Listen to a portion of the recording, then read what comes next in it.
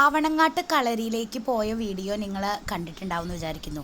അത് കഴിഞ്ഞ് ഉച്ചയായിട്ടോ ഞങ്ങൾ പുറത്തേക്ക് ഇറങ്ങി ഞങ്ങൾ ഫുഡൊക്കെ കഴിച്ചു. അവിടുന്ന് ഏതൊരു ഹോട്ടലിൽ നിന്ന് ഫുഡ് കഴിച്ചു. ഏട്ടൻ മീൽസാണ് കഴിച്ചത്, ഞങ്ങൾ ബിരിയാണിയാണ് കഴിച്ചത്.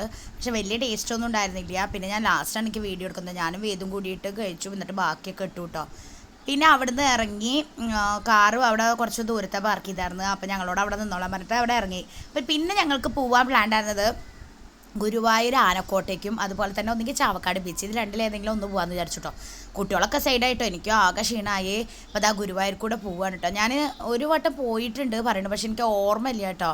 കല്യാണം കഴിഞ്ഞ ടൈമിൽ പോയിട്ടുണ്ട് പറഞ്ഞു, പക്ഷെ എനിക്ക് എന്താ ഓർമ്മയില്ല. പിന്നെ അതൊക്കെ കഴിഞ്ഞിട്ട് ഇപ്പോഴാണ് കേട്ടോ പോയത്. അവിടെ എത്തി, അവിടെ കാറ് പാർക്ക് ചെയ്യാൻ 30 രൂപ കേട്ടോ. എന്നിട്ട് കുറച്ച് നടന്ന് പോയി. പിന്നെ അവിടുന്ന് ടിക്കറ്റ് എടുക്കണം കേട്ടോ. പക്ഷെ ഞാൻ പറയട്ടെ, പണ്ടത്തെ എല്ലാവരും പറയും ഗുരുവായൂർ ആർക്കും ഒരുപാട് ആനകളൊക്കെ ഉണ്ടെന്ന്. എനിക്കത്ര തോന്നിയൊന്നുമില്ല കേട്ടോ. ടിക്കറ്റ് എടുക്കണം, പിന്നെ അതുപോലെ വീഡിയോ എടുക്കണമെങ്കിൽ പെർമിഷൻ ചോദിക്കണം. പെർമിഷൻ മാത്രമല്ല, പൈസ കൊടുത്താലേ വീഡിയോ എടുക്കാൻ പറ്റുള്ളൂ കേട്ടോ. എത്ര രൂപ? 100 അതാ മൊബൈൽ ഫോൺ 25 രൂപ കേട്ടോ. അങ്ങനെ കുട്ടികൾക്കും 10 രൂപ അങ്ങനെയൊക്കെയാണ് കേട്ടോ. വലിയവർക്കൊക്കെ പാസ്സുണ്ട്. ഒരുപാട് ആനക്കുട്ടന്മാരും വികൃതിക്കുട്ടന്മാരും ഒക്കെ ഉണ്ട് കേട്ടോ.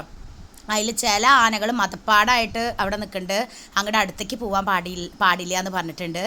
പിന്നെ ഭയങ്കര അക്രമാസക്തമുള്ള ആനകളൊക്കെ ആ സൈഡിൽ എവിടെയോ ഉണ്ട് കേട്ടോ. സൈഡിലാണ് അവർ, അവിടേക്കൊന്നും നമ്മളതിനെ കടത്തി വിടില്ല. ഇവിടുത്തെ ആനേനെ കുളിപ്പിക്കുന്നുണ്ട് കേട്ടോ.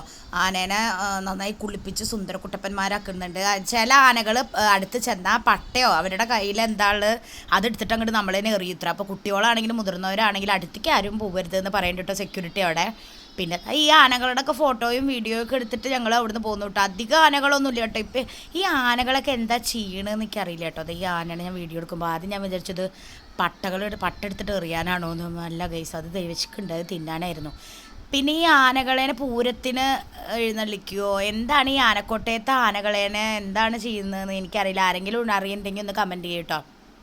ഈ സെക്യൂരിറ്റി ചേട്ടനാ പറഞ്ഞ് അവിടുത്തെ ആനകളൊക്കെ ആൾക്കാരെ കണ്ടാൽ പട്ട മടൽ എന്താണെങ്കിലും എടുത്തിട്ട് എറിയുന്നു. അപ്പോൾ അങ്ങോട്ട് അടുത്തേക്ക് പോകണ്ടെന്ന് പറഞ്ഞു കേട്ടോ. പിന്നെ ഞങ്ങൾ ഒരു റൗണ്ട് ചുറ്റുമ്പോഴേക്കും ആന കോട്ട കാണൽ കഴിഞ്ഞപ്പോൾ അമ്മയെ ചോദിക്കുന്നത് ഇതാണ് ഇപ്പോൾ ആനക്കോട്ട. ഞാൻ പറഞ്ഞു അതന്നെ ആനക്കോട്ട പറഞ്ഞു കേട്ടോ.